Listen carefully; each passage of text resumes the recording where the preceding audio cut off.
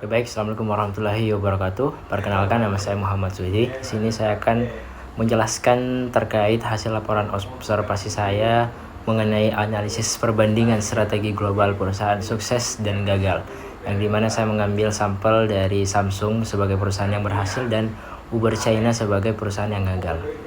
Pertama-tama perlu kita ketahui dulu tujuan dari observasi ini adalah untuk memahami bagaimana perusahaan global menghadapi tantangan internasional, serta apa saja sih faktor-faktor yang membuat sebuah perusahaan ini berhasil ataupun gagal ketika mereka melakukan ekspansi ke negara lain.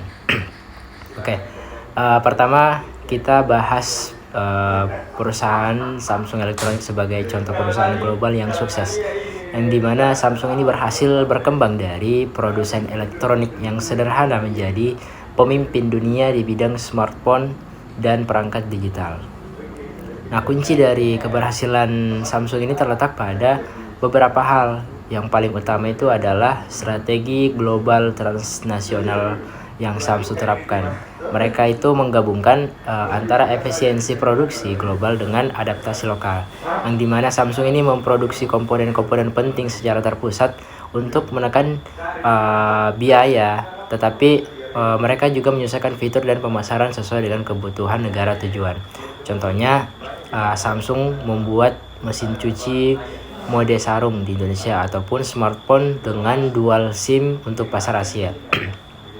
Nah, selain itu, Samsung juga sangat kuat dalam inovasi, yang dimana investasi besar pada riset dan pengembangan membuat Samsung unggul dalam teknologi seperti AMOLED, chip memori, AI, dan smartphone flagship. Nah, rantai pasok global Samsung pun juga sangat terintegrasi sehingga perusahaan Samsung ini mampu menjaga kualitas dan fleksibilitas produksi mereka. Nah, tidak hanya itu, Samsung pun mampu beradaptasi dengan budaya lokal, yang dimana Samsung menyesuaikan iklan, produk, fitur, dan bahkan harga sesuai dengan preferensi konsumen di berbagai negara. Nah, inilah yang mengapa Samsung bisa diterima secara global.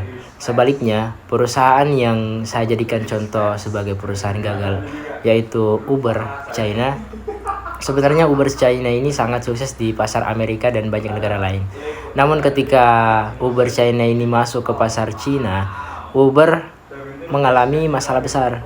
Kesalahan yang paling mendasar Uber itu terletak pada penerapan strategi global yang terlalu seragam, yang dimana Uber ini langsung menyalin model bisnis dari Amerika tanpa memahami karakter pasar China. Kemudian Uber pun datang dengan aplikasi yang berdiri sendiri, padahal masyarakat China itu sangat bergantung kepada ekosistem digital super app seperti WeChat.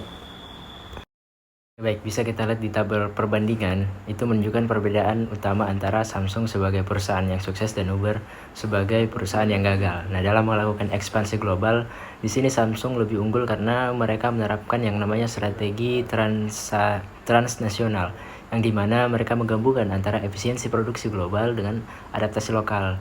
Nah, produk dan fitur Samsung ini selalu menyesuaikan dengan budaya, kebutuhan, dan preferensi pasar di setiap negara. Nah, sementara Uber China itu mereka menggunakan strategi yang terlalu seragam dan tidak disesuaikan dengan karakteristik pasar Tiongkok itu sendiri. Nah, dalam aspek inovasi, Samsung ini melakukan investasi RDT besar sehingga mereka mampu menciptakan teknologi dan produk yang relevan untuk berbagai pasar. Sementara inovasi Uber itu tidak cocok dengan ekosistem digital China yang berbasis super app seperti WeChat dan Alipay. Nah, dari sisi budaya pun Samsung menjalankan pendekatan yang namanya globalisasi, sedangkan Uber itu gagal dalam memahami budaya bisnis lokal, regulasi, dan kebiasaan pengguna di masyarakat China sana. Dan pada aspek rantai pasok pun Samsung memiliki jaringan produksi global yang bisa dibilang kuat dan terintegrasi digital yang lebih matang. Sebaliknya Uber itu sangat bergantung kepada pihak ketiga seperti penyedia peta dan sistem pembayaran, sehingga mereka tidak sekuat kompetitornya, yaitu Didi. Dari sisi pengambilan keputusan pun Samsung konsisten menerapkan pendekatan jangka panjang dan berbasis data, sementara Uber itu sendiri cenderung agresif dan berisiko tinggi, sehingga mereka akhirnya memaksa mundur dari pasar China. Nah, berdasarkan hasil analisis tadi, perusahaan global yang ingin masuk ke pasar internasional itu perlu menekankan yang namanya tiga strategi utama. Yang pertama, adaptasi lokal, kolaborasi dan strategi, dan digitalisasi. Adaptasi lokal ini penting, kenapa? Karena agar produk mereka dan layanan mereka itu sesuai dengan budaya, preferensi, dan regulasi negara tujuan. Nah, kemudian perusahaan ini perlu membangun yang namanya kemitraan dengan pihak lokal seperti distributor, komunitas, regulator, ataupun perusahaan teknologi untuk memperkuat legitimasi dan mempercepat penetrasi pasar. Selain itu, digitalisasi pun harus diterapkan sejak awal, mulai dari pemasaran, pelayanan, hingga ke manajemen rantai pasok, agar bisnis pun lebih efisien dan lebih kompetitif. Perusahaan juga disarankan harus menerapkan yang namanya strategi global, menggabungkan antara standar global dan nilai lokal, serta melakukan analisis risiko regulasi sebelum ekspansi sehingga dapat menghindari yang namanya hambatan dalam perusahaan. Nah, berdasarkan hasil analisis tadi, perusahaan global yang ingin masuk ke pasar internasional itu perlu menekankan yang namanya tiga strategi utama. Yang pertama, adaptasi lokal, kolaborasi dan strategi, dan digitalisasi. Adaptasi lokal ini penting, kenapa? Karena agar produk mereka dan layanan mereka itu sesuai dengan budaya, preferensi, dan regulasi negara tujuan. Nah, kemudian perusahaan ini perlu membangun yang namanya kemitraan dengan pihak lokal seperti distributor, komunitas, regulator, ataupun perusahaan teknologi untuk memperkuat legitimasi dan mempercepat penetrasi pasar. Selain itu, digitalisasi pun harus diterapkan sejak awal, mulai dari pemasaran, pelayanan, hingga ke manajemen rantai pasok, agar bisnis pun lebih efisien dan lebih kompetitif.